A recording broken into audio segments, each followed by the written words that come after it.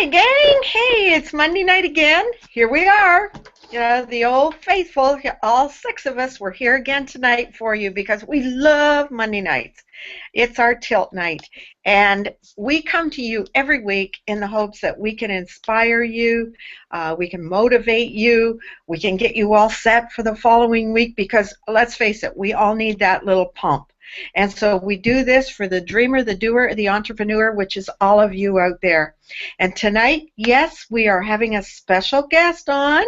Whoa, this man is Mr. Excitement himself. And I've had the privilege of seeing him live on stage a few times, and that man can rock the house. So please stick around because he's just a little detained, but he is going to come along, and you don't want to miss this. If you need inspiration for the week coming up, this guy's going to give it to you for the year. So just be with us. Please stay with us. So it's all about tonight how to unlock your true secrets to massive financial abundance.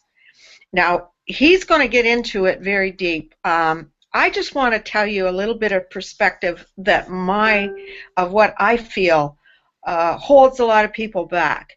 And so, oh, excuse me, I just got a phone call. It's a telemarketer. Yes, you love those people, don't you? Goodness, there, gone, just like that. Flush. So anyways, yeah. One of the things that I've noticed, because I've been around now for maybe 2.5 years, I guess, with this one company, Empower Network, and one of the things that I notice, a lot of people, they go, you know what, I've been doing this for a month and I don't have one lead, or I've been doing this for 3 months and nobody's bought yet or something, and they get really discouraged and they walk away. Well, you know, everything in life takes baby steps. It just does. You just can't. If you want instant victory, then instant financial victory too, then go buy a lottery ticket and hope. That's about how much chance you've got of making $1 million in the business in one night here. But I like to compare it to, I got thinking about this the other day. I was out walking the dogs, my 2 dogs, and we were in the woods and we were walking along, and we always take the same trail. And I thought, you know, we've lived here almost 10 years now, and I have walked those dogs out of the year. I have walked them at least 300 times a year. So that we're looking at 3,000 times I've taken them for a walk. And the walk for the Americans, it's about 2 miles. For everybody else in the world who works on metric, it's about 3 kilometers. And so across country in the U.S., it's 3,000 miles from one side to another. So what would that be, about 4,800 kilometers, something like that? I have walked I've walked 3,000 miles with those dogs, and I've walked like 4,800 kilometers in 10 years. Now, the thing is, when I go out and I walk them, I'm only out there for maybe a half an hour to walk those 3 kilometers. We do the same route all the time, but we do it every day. We're faithful to it every single day. And when I look at the small walk, it's just a small walk. But when I put all those walks together, I walk clear across the country. And that's huge. And that's what happens with your business. Just every day, if you go, just work on it as best you can, but every day do your consistency. Every single day. And it might look like you're not moving forward, but I guarantee you when you hit the jackpot, and you will hit the jackpot, you're going to look back and you're going to look at the big picture and you're going to see how all these pieces fit together. So whatever you're doing out there, be consistent. Don't give up. Don't think that you can have it overnight. The true entrepreneur knows better than that. He knows better than that. And so just stay faithful to yourself. Stay faithful to your dream. stay faithful to whatever it is you're doing, your why. And just do it little bit, little bit, but please stay consistent, because it is just going to explode in your face, and you're going to say, "Holy schmoly, I've gone all the way around the world." And really, I want to give some other people a chance to talk tonight. But that was the one comparison that I had. I thought, it's just little steps, baby steps that turn into an amazing mile. So make sure you keep plugging in, plugging on, keep going on. So I'm going to move right along because we've just got a few minutes before Paul's going to come up. So Kristen, yes. Could I have you maybe say a few words tonight? Bless your heart, you don't get a chance to. We usually bring you in at the end. So tonight, you're coming on right after me. Well, I will say that I love coming in last because I like listening to all of you first. But tonight is really, really short. But I have to say, Nettie, that I have never actually thought of that way to look at business. I mean, we hear like to actually think about how, because I have a dog too, and I walk every day, and probably not as consistency as you, because some days it's cold, so some days I only make it half a mile, other days I make it 3, some days I push myself to more. But anyways, I've never thought about adding it up to really see that, wow, you walk a lot if you have a dog. And it is so true that it's the same exact thing with our business. So it's those little actions that add up over time. So all I wanted to share with you is just 2 quotes on how this all starts, because we're talking about abundance and how to create massive amounts of abundance. I cannot talk today, of abundance. And so I've been thinking about, where does that all begin? Where do you start? You talk about taking action and taking those baby steps and just doing something. But even before all of that, in order to take those steps, what has to happen? So I'm just going to share 2 quotes with you very quickly. So the first one is this: there is a difference between wishing for a thing and being ready to receive it. No one is ready for a thing until he believes he can acquire it. The state of mind must be belief, not mere hope or wish. Open-mindedness is essential for belief. Closed minds do not inspire faith, courage, and belief. So there's really two huge pieces of wisdom right there. Number 1, it's belief, and then having an open mind in order to acquire that belief. And I know for me, I used to be that person who always wanted to be right. I always wanted to be kind of the know-it-all, well, my opinion's the right one, and you got to believe what I believe. And I just shared with someone the other day that the best words I ever learned was, I don't know. Because when you do that, you have a complete open mind to anything that potentially might happen. So it starts with that little things of, you know what, I don't know how to make a lot of money, but I'm open to it. And as soon as you open yourself up to it, you begin the process of learning. But it has to start with that belief. So that's the first thing. And then the second quote I wanted to share is very simple. Again, going along with belief, riches begin in the form of thought. The amount is limited only by the person in whose mind the thought is put into motion. Faith removes limitations. So it's all about having the belief that it's possible, thinking of it, it comes in a thought, and then having the faith that removes all limitations, because really there is no number. We like to put numbers to our goals and numbers on our dreams, 5,000, 10,000, or even, just living a free life, but there really are no limitations. We're the only ones that place those on us. So that's my thought for today, and I already forget who I'm passing it on to, so Nettie, back to you. Gotcha.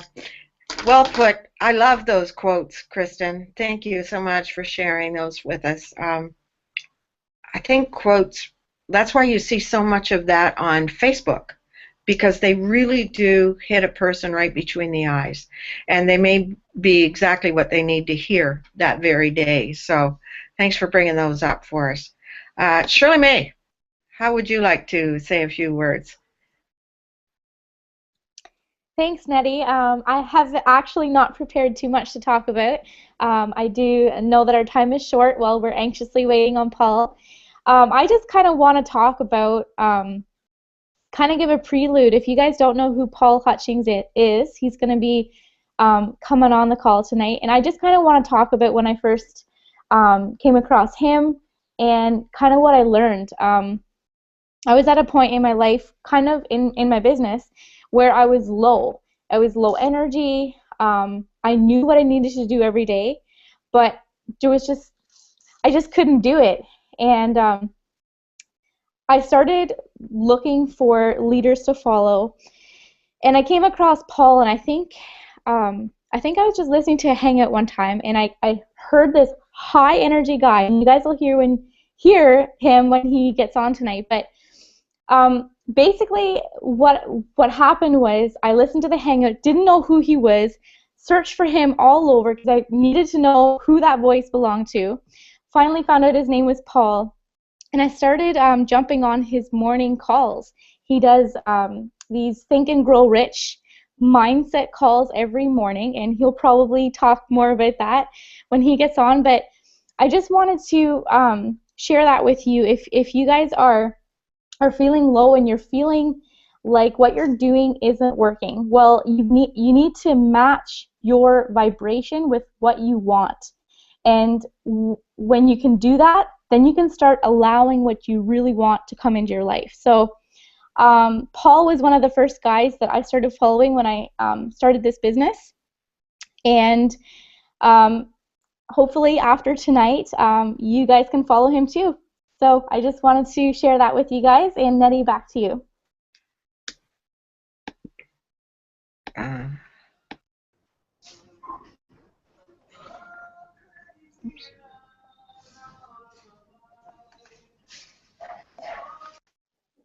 I think you're still on mute, Nettie.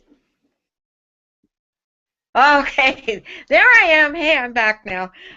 Thanks, Shirley May, for that little talk about Paul, because I couldn't agree with you more. He's just amazing. He is, I mean, when I saw him, I'm trying to remember the last time I saw him. I can't remember if it was in Vegas or if it was in Charlotte, or I'm not sure where I saw him, Orlando even. I've seen him a few times, and the man just lights up the room. He's just, and that's what he'll do here tonight. So I couldn't agree with you more. He's an amazing leader. He's an amazing person to listen to and follow and to get strength from, to be inspired by.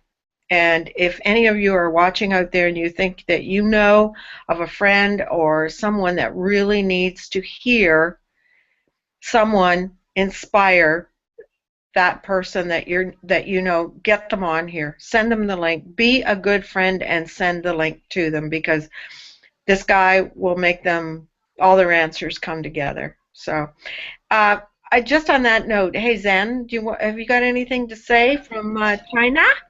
Yeah. Can you hear me? Yes, I can. Okay. I'm in a cafe, so I'm trying to keep it cool over here. But yeah, I was just thinking about Paul and his energy, and while you all were talking, I was thinking about this book that I'm reading for Advanced Boot Camp that I'm in with Erica, actually. And the book is Brendon Burchard's Millionaire Messenger.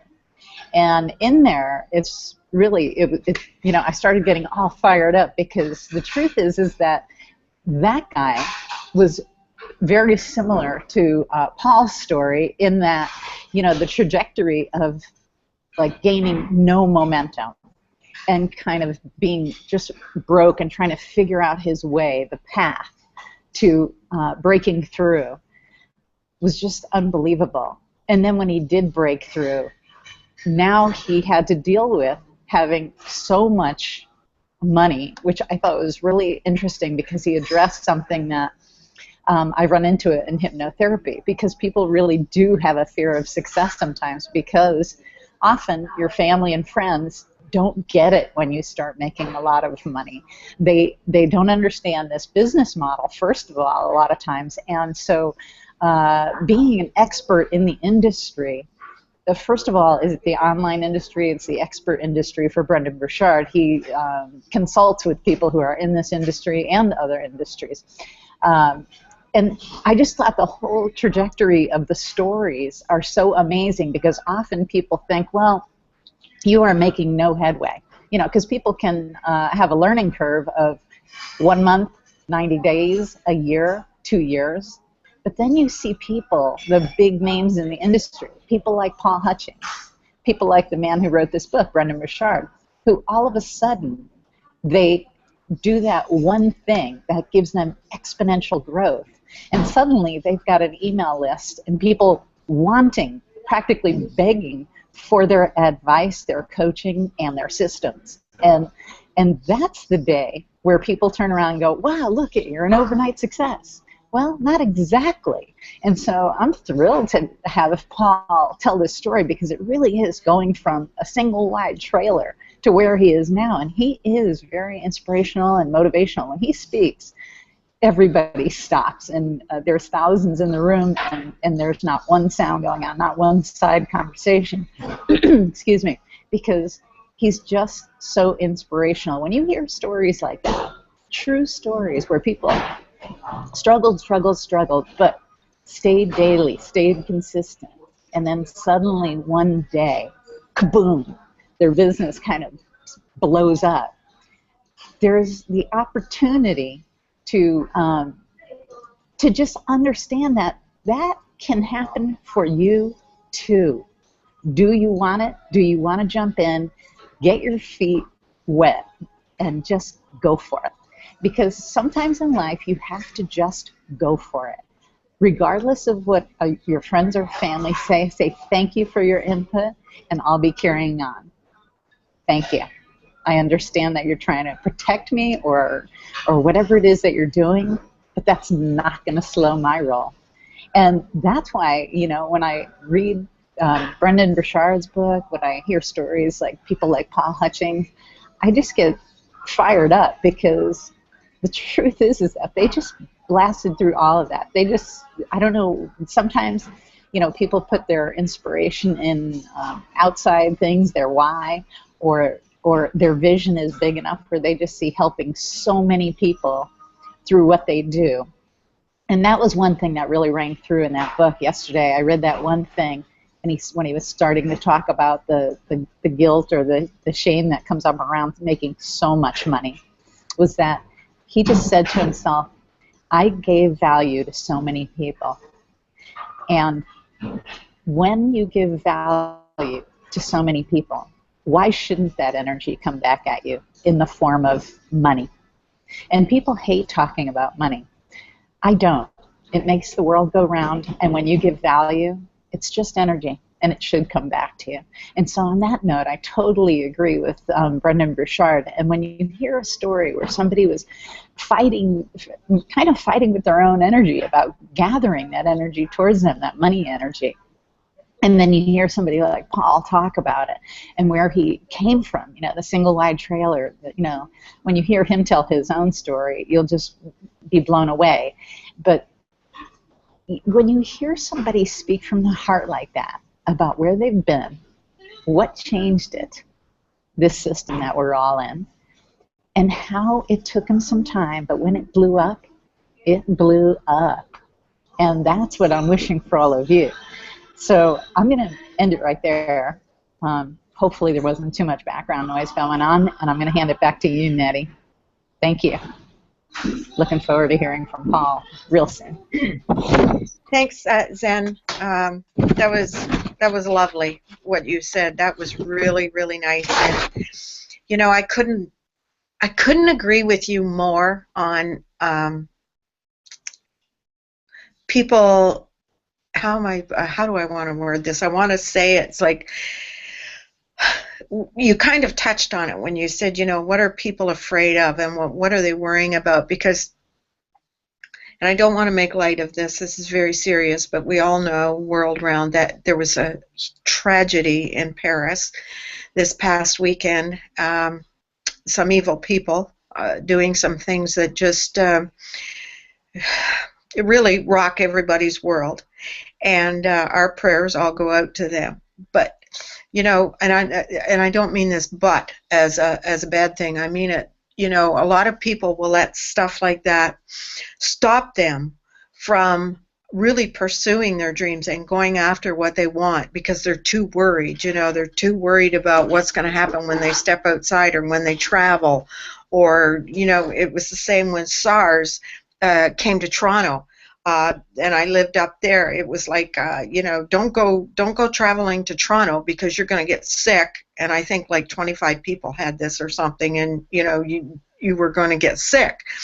And then the West Nile virus, it was going on too, and people got really frightened about that, and Ebola, and with people were canceling concerts, and the same thing's happening in Paris right now.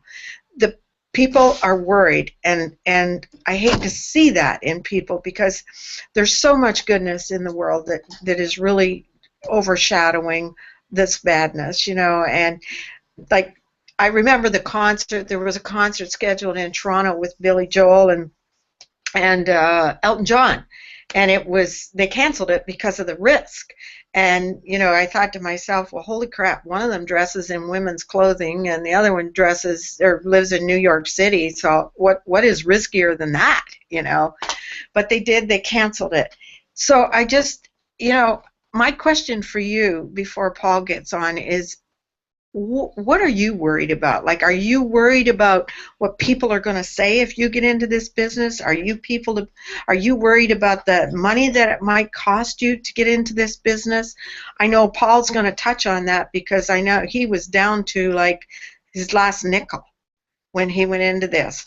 And look at him now. I mean, but really look at what he's given, the value to other people, not just to achieve this all to himself, but what he gave, and that's what Zen talked about with the book too. And so, don't let other things around you, I guess in the world is what I'm trying to say, influence you. Like, don't worry about, do I have enough money? You'll find it, you'll get it. Don't worry about, what some of the other things that people worry about. Well, what about my permanent job, or what are people going to think? Just only go around. Betty, can I say one more thing? Yeah, sure you can. When I was in a prior life, when I was in print advertising sales, there were clients that when things were going, the economy was a little low or whatever, they would, and I would make my call to them and say, do you want to order up for, the insert program for this month? And they'd say, we're going to cut back a little bit because, the budget's tight. And I said, well, then I would suggest that you cut your budget elsewhere, because if you don't tell people what you're doing, marketing, if you don't tell people what you're doing, how are you going to grow your business? So do you see that cutting your budget in some other area and possibly giving me even more of your marketing dollars would behoove you? Because that's how you make your business grow, by marketing and advertising, so that people know where to find you, the people who need you. And sure enough, most of them would understand the logic of that and give me the exact same budget they always did or more. Because there's nothing worse you can do when you're broke or not getting business, whatever business you're in, is to cut down on marketing and advertising. Because that's like saying, okay, I'm not going to let anybody know what I'm doing. You have to knock door to door, put up flyers if you have to. You have to go in a high-end insert program like I used to run, something so that people know where to find you so they can do business with you. If they don't know where your real estate is, and our real estate happens to be online, awesome, in 2015. It's changed the entire way business is done, which is why we are in this industry, and I am smiling because it is the best. It is the only route to go, in my opinion. And, I live in Shenzhen, where most people work off of their laptops because they understand how this works, because everything has moved to online. That's how business is done. So if you're not getting in on that industry and marketing yourself so people know where to find you when they want to get to know, like, trust you, and do business with you, you're really missing out. You really are. You're just missing out on the deal of the century. So I'm going to pass it back to you now. I just wanted to interject that when you have that broke mentality, that's when you start cutting back on the things that will surely keep you there. Mm-hmm. And that's my point. Absolutely. Thanks. And I'm glad you did cut in and say that, because everybody needs to hear that. You can't hear that enough. People spend too much time worrying, and how much time and energy are you going to give to that? How much time and energy are you going to give to something that is not going to happen? You're going to be fine. You're going to be fine. And, you know, give your time and energy to building your goal, building your dream, and helping the rest of the world. And I just, that's what Paul's going to talk about. But Erica, is there anything that you would like to say just before Paul pops on? Because he's going to be here in the next minute or two. So I just love the fact that you both brought up something about consistency and the whole, dog walking thing. I'm thinking, wow, I've had Lucy for 3 years now. I wonder how many kilometers I've walked because of that dog, Yeah. And, this is something that comes up a lot is, how long are we prepared to commit to going for our dreams? Like, how long? Do you know what I mean? Mm-hmm. And one of the things that I have, found, with working so, with, such a lot of people, is that those who have the big vision, those who say, basically, I'm going to do it, I'm going to do whatever it takes until, right? Those are the ones who don't have a time limit, right? They just know they're just going to keep putting one foot in front of the other every single day, right? And I was just doing some calculations on my phone. I remember Dave Wood said something that mastery takes 10,000 hours, and I just worked out on the phone like how many hours a day that is, right? So if mastery takes 10,000 hours, and it took our special guest who's coming out in a few moments 4 years to break through, right? That calculates to 8 hours a day for 300 days a year for 4 years, right?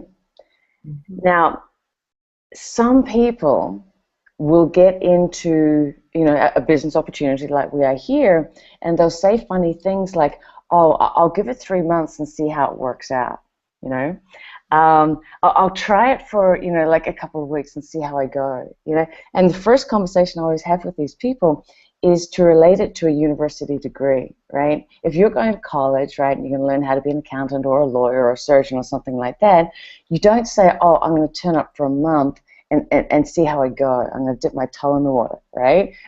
If you go to university to study, you're going to be investing 3 hours of solid, so I beg your pardon, 3 years of solid, hardcore training, right? If you're going for something a little bit, bigger, like to be a surgeon, I think they take about 12 hours. I beg your pardon, 12 years before they can actually stick the knife in someone, right? So mastery takes time, and it takes putting one foot in front of the other every single day. And I think what everyone's going to hear when you hear Paul come on tonight is that he wasn't an overnight success. And I think that's what's so powerful about his story. And I love these stories. They kind of blow up and it's like, oh, he's an overnight success. And I always love talking about George Clooney. You guys all know George Clooney. He's one of my favorite go-to stories when people are struggling. That guy took 18 years to break through. 18 years. It wasn't until he got onto ER, right, that all of a sudden he was an overnight success. And then you start hearing about the backstory, the 18 years of the B-grade TV shows he was doing and the little commercials he was doing, right? 18 years in Hollywood, right? Do you think, I don't know, I think that deserves a medal, to be honest, right? If I was in Hollywood, I'd be kind of thinking, yeah, maybe I'll give this 5 years to crack it, right? 18 years. And Michael Bublé, I love talking about his story as well, the jazz singer. Mm-hmm. His story, like he just kind of blew up one night, right? And then you hear his backstory, and it was his uncle or someone close to him. It wasn't his dad, but it was someone close to him, like an uncle, used to take him around all the jazz bars in Canada, the little smoky, dirty jazz bars where he'd be playing in front of 20 or 30 people for 10 years. For 10 years, right? I don't know if I'd keep going for 10 years, right? But that's their dream. They don't know anything else to do. George Clooney, I want to be an actor. 18 years. Melissa Etheridge, she's another famous one. It took her about 12 years to break through. And she was the first one I ever heard this for. She was being interviewed by someone famous, and she made the joke, yeah, it took me 12 years to become an overnight success. That's the first time I'd heard that expression, right? Because all of a sudden we see these people blow up, we see them in the limelight, we see them talking on stage, we hear them, sharing their story, and we forget everything that went into that. The owner of our company, David Wood, it took him 7 years to break through. 7 years! Walking around Walmarts and doing this thing. I don't know, 7 years is a long time, do you know what I mean? And yet we're starting in our industry to hear these breakthrough stories happen in a shorter span of time, which I personally think is really, really exciting, especially with the platform that we have now, the business model that we have now. And there he is! Woo! You guys. We've been talking all about you. You have? Yeah. How are you guys doing? Are we live, or are we in the back? We are so live, darling. We're so live. Oh, man. Sweethearts, I'm going to do a quick introduction for you, darling. I'm not going to take up any more airtime. We've been raving about you for the last 30 minutes. Darlings, without further ado, please welcome to the floor the one, the only, the most fabulous Mr. Paul Hutchings. Darling, the floor is yours. Who are you talking about? Is there someone else coming in? Well, good evening, everyone. It's good to see. I'm a little intimidated. Got all these beautiful faces here next to my mug. Well, so Erica, what did you just kind of want me to share my story, or what would you like me to talk about? Share your story and the breakthrough that you had. Because I know that there's a special book that you love to refer to that really kind of was the instigator for your breakthrough. So just share your story and just the floor is yours, my darling. Well, cool. So thank you so much for having me, and good evening to everyone out there in internet land, all of the entrepreneurs and dream chasers, and I believe the fact that you're here tonight. And these ladies have probably already alluded to that, but I just believe it means something special about you. I believe it means that you know that you've got better things waiting for you in your future. It means that you're serious about getting around people that can help you have shifts and learn new ideas so that you can take new actions and create better things for you in your life. And I just want to give you a round of applause for being here tonight. And I'm honored anytime I get a chance to hang out with awesome, positive people like everyone here on this hangout tonight. So I'm also grateful to share a little bit of my story. Erica asked me to come out and share about my breakthrough. And, it's funny because, whenever people say to someone who's had some level of success, or what was the secret? What was the turning point? What was the breakthrough? And depending upon who you talk to, they may or may not be able to pin it down to one thing or one experience or one book, as Erica said. I can't. I struggled in business for a lot of years. I actually joined the network marketing profession in 2005, and my first year in network marketing, guess how much money I made? Can anyone guess? I don't know if you guys heard my story or not, but for 12 months, that's right, the big goose egg, 12 months, I made $0. And it was not for lack of trying. I went to meetings, I drove across state lines, I memorized sales presentations, I set appointments, I went through the flip charts, I asked the magical closing questions, on a scale of 1 to 10, 10 being ready to get started and 0 being no, not for me. Where would you say you're at? I actually had people say, I remember one time I was talking to these two guys in my uncle's real estate office, and I asked that question, and the one guy literally said 1, and the other guy literally said 0. So I was trying to build my business, and it just wasn't working. So my first 12 months, 0 money. Then the next 4 years, I bounced around from company to company to company because I thought that maybe it was the company, maybe it was the product, maybe it was the comp plan. And while all of those things are super important, and they must be in the equation, you've got to have a good company. I believe now, after being in business, in home business for 10 years now, I believe that the company is probably the most important thing maybe next to you. Because you can have good company, and if you're not, where you need to be, the good company is not going to do anything for you. So you got to have those two things, but you do have to have a good company, right? I want everyone to understand that. It's like, in the Bible, there's this metaphor of this song that my kids sing at church. The wise man built his house upon the rock. The foolish man built his house upon the sand. And when the rains came down and the floods came up, the house on the sand washed away. We want to build our house on a good, solid foundation. So the company is important, the product is important, the comp plan is important. However, in my story, I tried all these different things, thinking that it was them and forgetting that I had a really important part in the process. And so, long story short, if I can still say that, I think I've only been going 5 minutes. So long story short, after 5 years, after 5 years in network marketing, I was like, maybe I just need to go for it with everything I've got, and maybe I just need to quit my job.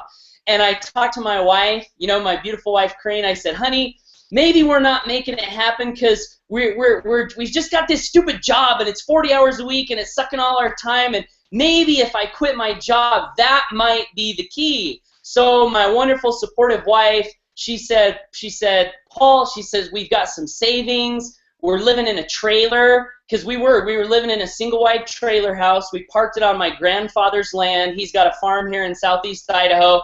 And when we got married, he said, just to help you guys out, if you want, we've got this spot where you can put a trailer.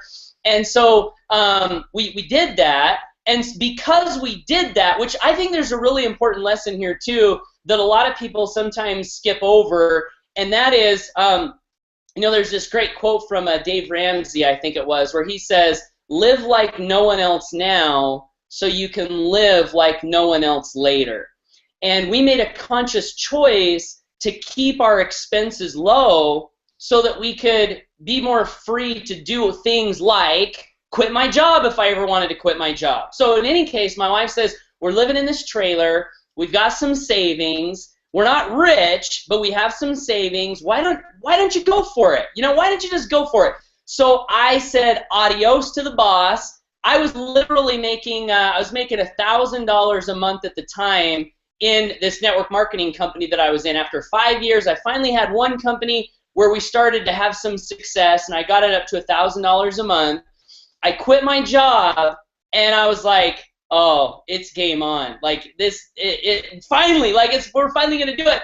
And what happened was my income actually went down over the next 6 months. I was like, wait a minute, hold on here. I go from part-time to full-time, and my income goes down? This is not something's not working right here. My income actually went from $1,000 a month down to $300 a month. And this was the latter part of 2009. There was a part of the story where we'd actually just had our third son. We have 4 boys now, and we had our third son, Kyson, and he was a newborn. He was born in December of 2009, and so it was January, first part of 2010. My wife took our third son to his 2-week checkup, and she comes home, and I'm in this little teeny office in this trailer house. I've got brown paneled walls, and I'm trying to figure out how to generate leads and how to get people to, pull out their credit card and join me so I can make some money, right? Like, how do I do this? So I'm in this office, and I hear my wife pull in, and I was like, what's going on? And so I get up, and I walk out, and my wife's literally in tears. And I said, honey, what's wrong? And she said, our newborn baby, he's got this condition where, the bones in his head are fused together, and they're not supposed to be. When you're a baby, they're supposed to be all kind of like, disconnected, so that as your head grows, they can then grow together, and his were fused together, which meant that if this problem wasn't fixed, his head would be deformed and it could cause brain damage. It's called craniosynostosis, and my wife is crying. She'd already put our baby down in the master bedroom, and oh man, it's crazy how this still gets you after all these years. I hugged her and I said, don't worry, honey, everything's going to be okay. But I didn't know that it was, because I'd been failing for so long in my business. I didn't know if it was going to be okay, but I told my wife, it's going to be okay, we'll figure this out. But I needed some new answers. I really did, because what I'd been doing up to that point, it just wasn't working.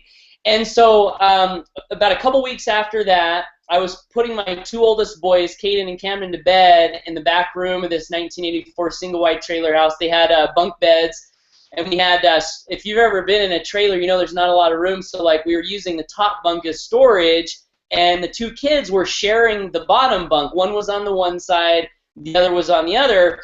So, you know, if you can imagine a dad, you know, jobless, failing in home business for 5 years, third son's got a head condition, you know, Primary Children's Hospital, $50,000 surgery, now in the back room of this single-wide trailer house, tucking his two oldest boys in bed. That was me. That was my situation.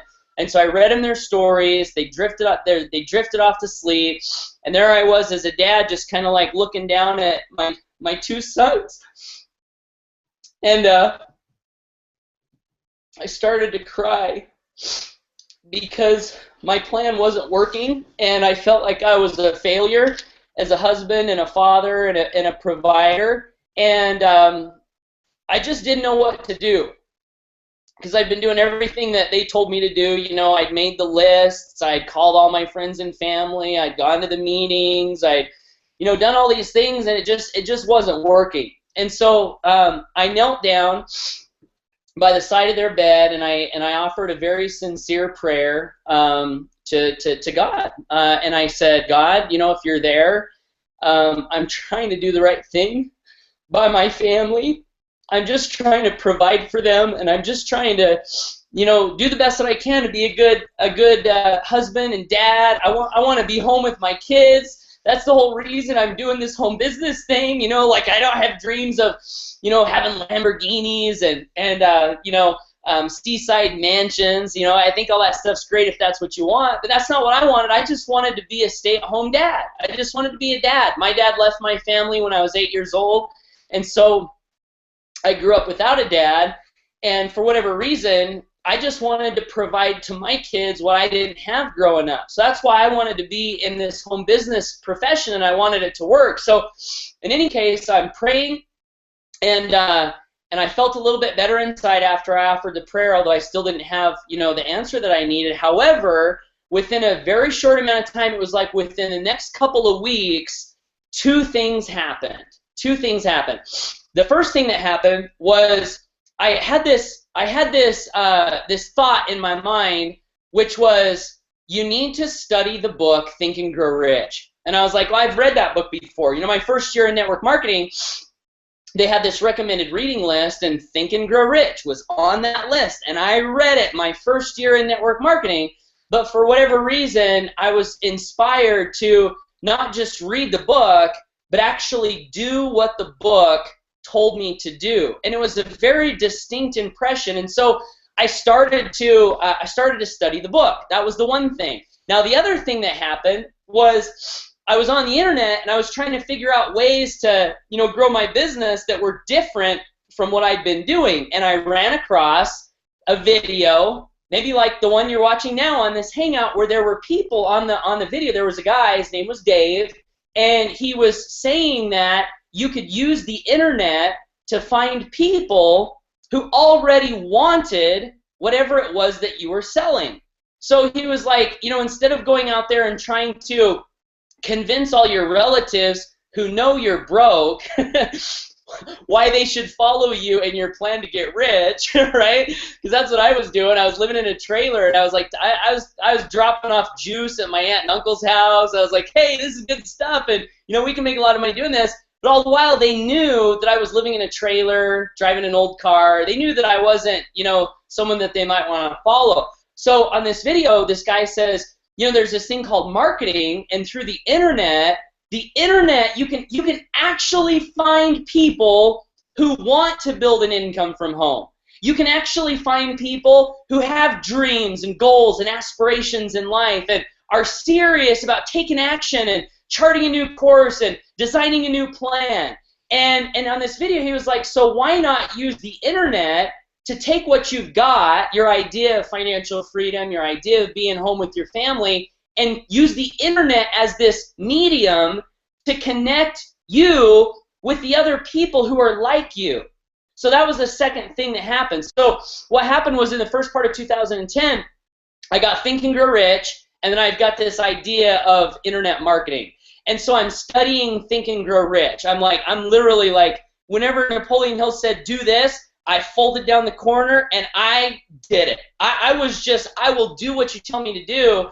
And, I was actually being interviewed earlier this morning on a podcast, and the guy was like, so tell me, what are two of the biggest principles from that book that, changed your life? And I know exactly what they are. The first principle was, he said, there's a part in the book where he said, you have to have a definite major purpose. And basically what that is it's just knowing what you want. It's not knowing what you wish. It's not knowing what you hope. It's knowing exactly what it is that you want, and not just what you want, but what are you willing to fight for? What are you willing to persist through challenges and setbacks for? Because in any business, anything worthwhile in life, there's going to be, I believe there's going to be challenges that are going to have to be overcome. And I think that's part of the gift of this kind of a business, or getting what you want in life, because it's like you get the thing. Like my first goal was $3,000 a month, and through some of the stuff that I'm sharing with you, I got that $3,000 a month and then beyond. But do you know what is the most important thing to me, like now that I look back, like the most valuable, priceless thing? It's what I learned about myself.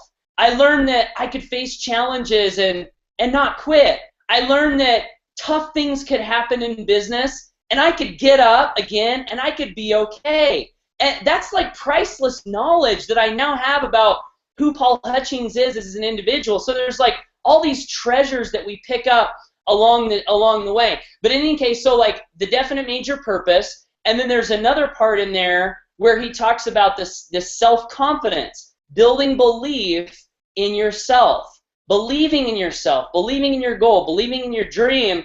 And so what I did was I printed off the things that he told me to recite, and there was a paragraph for the definite purpose, and there was like four or five for the self-confidence formula. And every night outside my single-wide trailer house, I would walk up and down my driveway.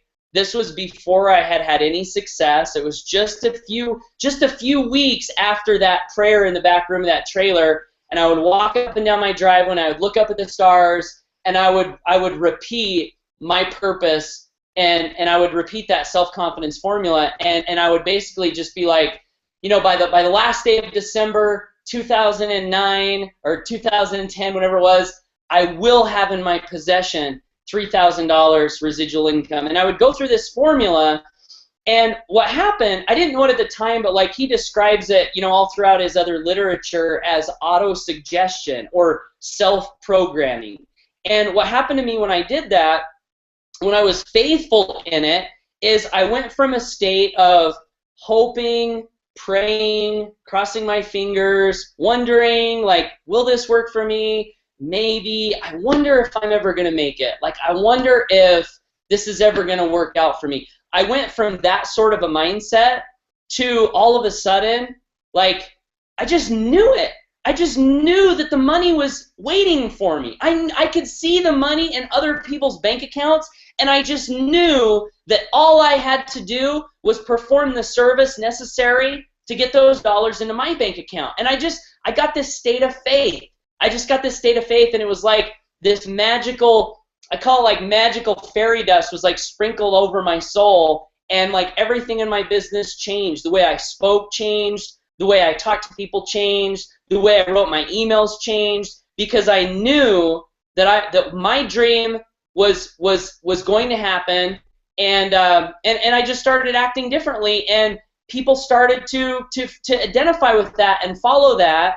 And long story short, like I hit my first $3,000 a month, and then it went to $7,200, and then I had my first $10,000 month, and then it went to $15,000 and $20,000, and now my best month is $25,000 in a month. Not a guarantee of income. See average earnings down below. But we did it all with this system. If you're a guest tonight, there should be a button around here somewhere that, if you choose, if you've resonated with what these ladies have shared tonight or anything that I've shared, you can choose to partner up with us and use this exact same system.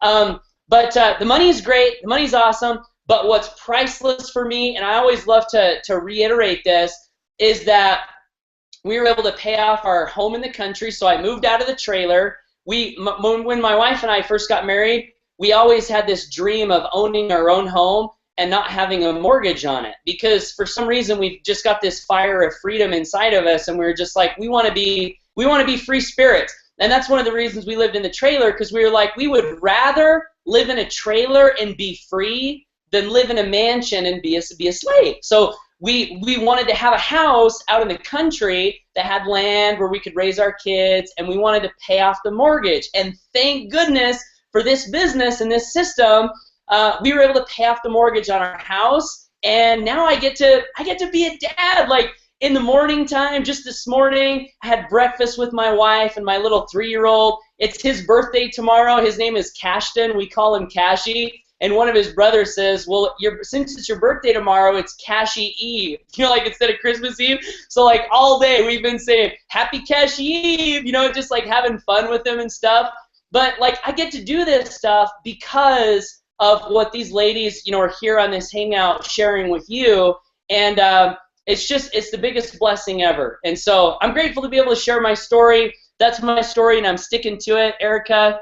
Hope I didn't take too much time. But yeah.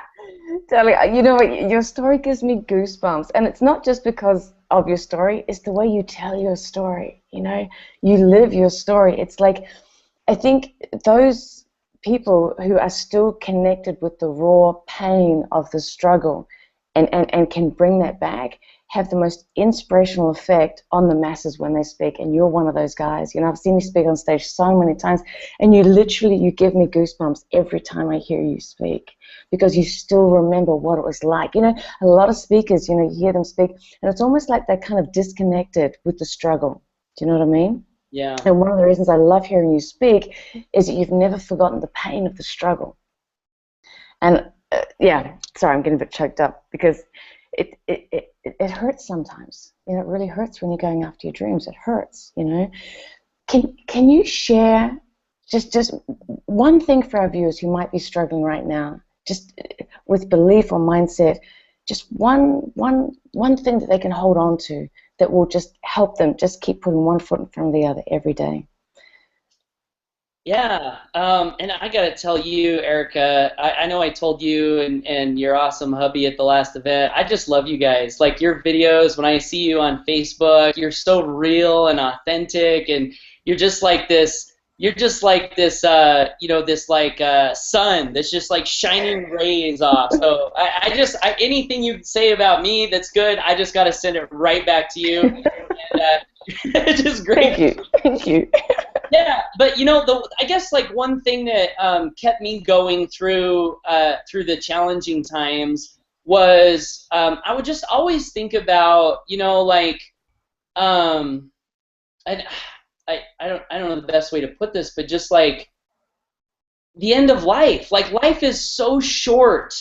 Like we don't realize how fast the time goes. And there will be a day, and I still remind myself of this. There will be a day that will be our last day on planet Earth. And I think a lot of people, they skip over that and they don't think about it, and they kind of like, they just like dull themselves to that truth. And for me, reminding myself of that and asking myself, when I get to the end of my life, what do I want my life to have looked like? And what I used to tell myself when I was going through some of these, early challenges, because we all still have challenges, they don't go away, but some of these early challenges is I said, what if I get to the end of my life and, maybe I didn't achieve what I set out to achieve? But like, that's the worst thing that could have happened, right? Like, the worst thing that could happen is you get to the end and maybe you don't hit whatever goal you had for yourself. I don't think that'll happen. I think for people that are serious and that take it serious and are students and are willing to learn the things they need to learn from the mentors like you and these ladies here that are here to teach, I think that's a very unlikely scenario that we get to the end after having gone for it and not achieved what we went for. I think that's very unlikely. However, if, let's say, like in my mind, I'm like, what if that happens? And I get to the end, I would rather be at the end and be able to look back on my life and say, I went for it. I did it. I went on the field and I played. I left it on the field. I dumped my heart out. I dumped my soul out. I fought for freedom. I spoke freedom. I did the best that I could. And that thought for me was that, Paul, if you live your life like that, just going for it, you're going to be happy with the life that you lived, even if you don't, hit whatever these other goals are. And funny enough, I think when they do make a decision to just like one of my friends, he's a millionaire real estate investor, and he has this term called approval addiction. I don't know if you've ever heard that term. I know you know what it is. You may have not heard the term, but like people suffer from approval addiction, where they don't decide to do the things they want to do because they're so worried about, what are my neighbors going to think? What are my coworkers going to think? What are my family going to think? What's everyone going to think? It's like there's a sickness where like people have to have approval from everyone except themselves. And at the end of the day, what's the most important? It's you. It's me. It's like when we're able to look at our day and we approve of ourselves. We approve of the life that we're living. And so one of my friends, Super Duper Stan, has this great quote where he says, I'd rather die with the integrity of having fought for my dreams than live with the disgrace of looking in the mirror at a quitter.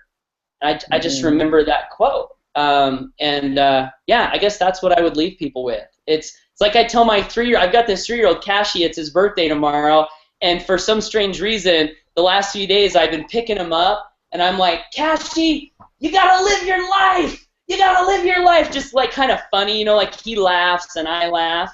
But there's a message there, right? Like, I want him to live his life. And we all need to live our lives, the lives we want to live. No one else but us. And I would just say that it's worth it for that. It's worth it for that. Wow. And on that note, we are done.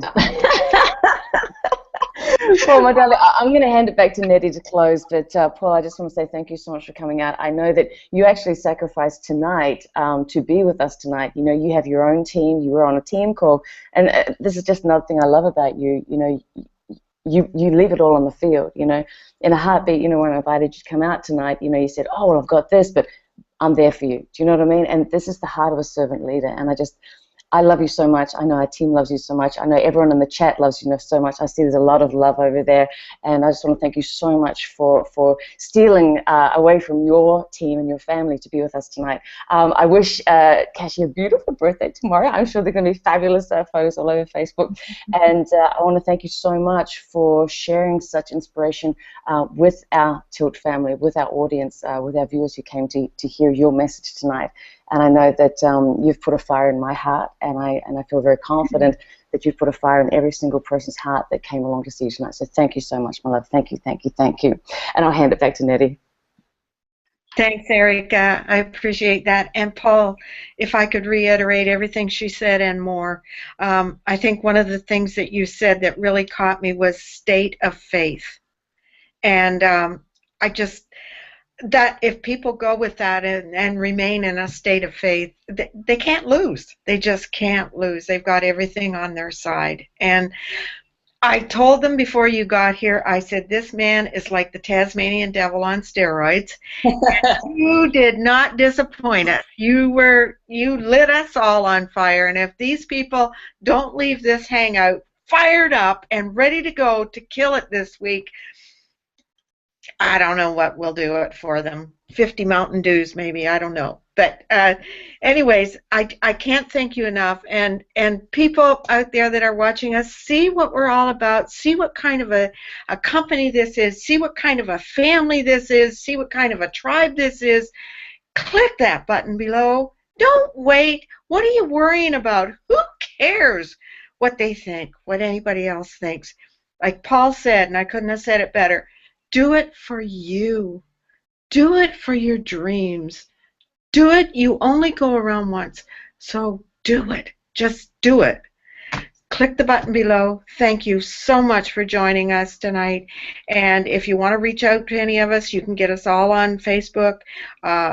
Send a private message to one of us. But we will see you again next week, same place, same time, different topic. And thank you very much for coming out tonight.